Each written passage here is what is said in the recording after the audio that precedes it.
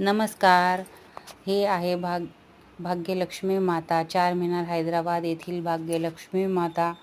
ह्या भाग्यलक्ष्मी मातेच्या नावावरूनच ह्या हैदराबादला भाग्यनगर ही म्हटले जाते.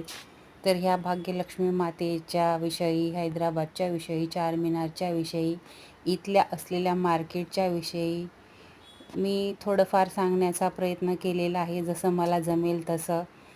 तर जर तुम्हाला माझा व्हिडिओ बघायला आवडत असेल तर माझ्या चॅनलवर मोठा व्हिडिओ अपलोड झालेला आहे, तो तुम्ही नक्की बघा.